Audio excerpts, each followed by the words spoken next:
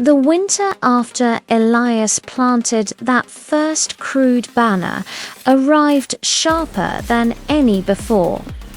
Snow consumed the settlement in icy waves, burying dreams beneath a blanket of white silence.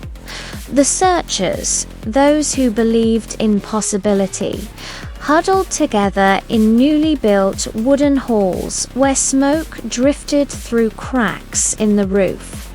But where there is faith, doubt always stalks close behind.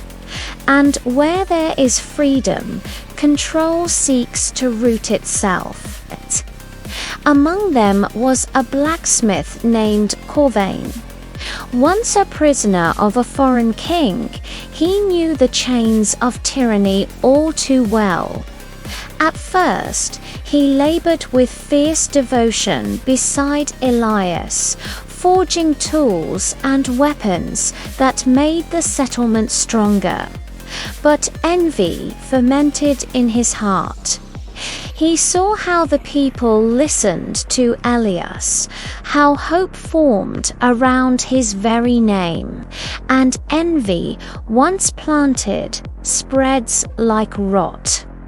Late one night, by torchlight flickering like blood-red embers, Corvain whispered to others who felt overlooked.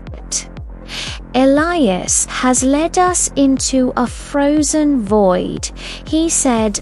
"He speaks of a land that doesn't exist. A fantasy. If we keep following illusions, we will die." Fear twisted through their tired bodies. Food was scarce. Wolves prowled just outside the walls. The dream was hard to see in the biting dark. Corvain offered a simpler path: abandon the idea of a free land and instead take control, enforce strict rule, and hoard resources for those loyal to him. A kingdom built not on opportunity, but on fear and domination. Some followed him, some resisted, and some simply stayed quiet, frozen between faith and survival. Elias sensed the unrest like frost beneath his boots, but he refused to rule through force. He gathered the people in the great hall, torches casting shadows like ancient ghosts. His voice trembled, but held iron beneath. A dream worth pursuing is not a dream guaranteed. Freedom is not granted by fear, it is built by sacrifice. Every nation will face the temptation of power. We stand at a crossroads. Do we build a land for all, or do we surrender to fear and become the very thing we fled? Some cheered, others looked away. The struggle that would shape the future had ignited freedom against tyranny, unity against division. That night, Corvain struck. His followers sabotaged the watchtowers, extinguished torches, and opened the gates. Wolves and raiders flooded the settlement. Screams tore the winter air, steel clashed, flames devoured the wooden walls they had built with their bare hands. Elias fought not for dominance, but for the survival of the idea itself. Blood splattered the snow, turning the white ground crimson, a preview of future battlefields. He confronted Corvain in a courtyard shrouded in smoke. "You could have had a place in the dream," Elias said, his voice raw. Corvain snarled, swinging a heavy hammer. "Dreams don't fill stomachs." Elias dodged. The clash echoed across the frozen hills like thunder. Sparks flew in the swirling snow. At last, Elias disarmed Corvain, the hammer crashing to the ground. The raiders retreated when dawn broke, but the settlement lay half in ruins, and many searchers had perished, including Jezebel, the mother of the movement. Her loss carved a grief through Elias deeper than winter's ice. Corvain was exiled, sent into the wild with nothing but the weight of his fury. The settlement rebuilt, scarred but resolute. Elias realized then the truth that America would one day embody. Liberty must be defended constantly. A dream without vigilance collapses under the weight of fear and greed. Decades passed, the settlement expanded into a stronghold of ideas, attracting dreamers from distant lands. Elias aged, but the fire in his eyes refused to dim. Before his death, he gathered his closest companions. "This dream must outlive us," he urged. "It will take centuries.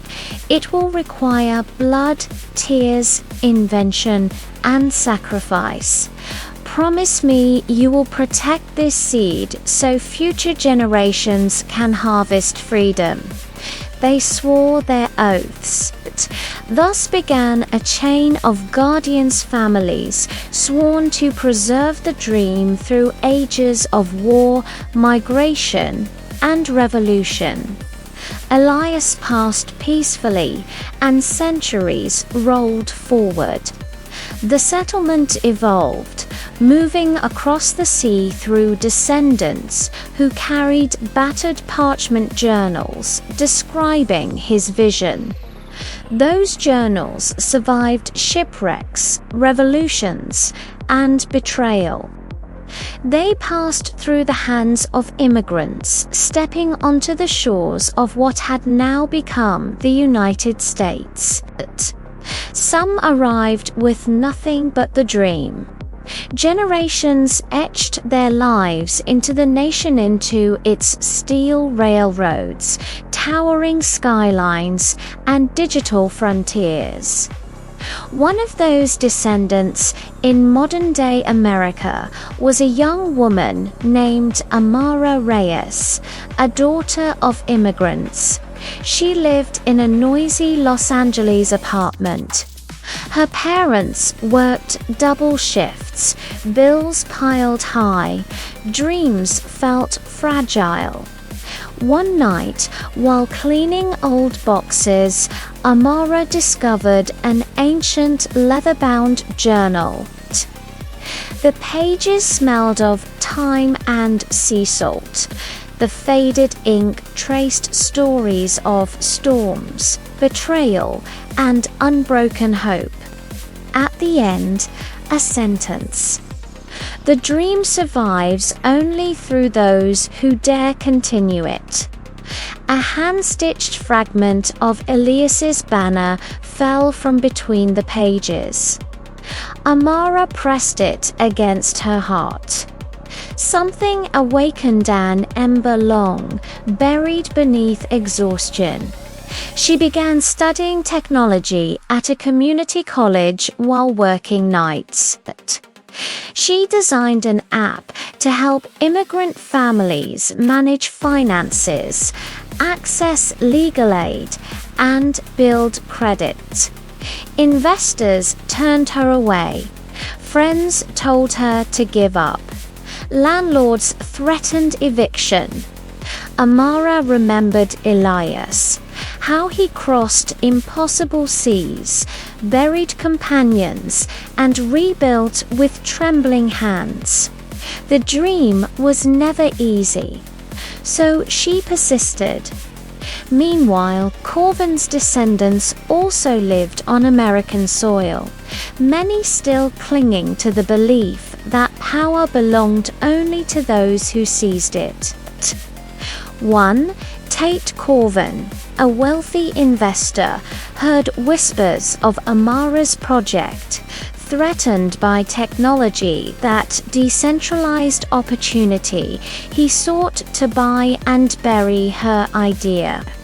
Sell, he urged, and avoid ruin. Amara stood trembling in a glass-walled conference room overlooking the city. She thought of the journal, of wolves breaching the walls, of Elias standing unbroken. "No," she replied, "this dream isn't for sale."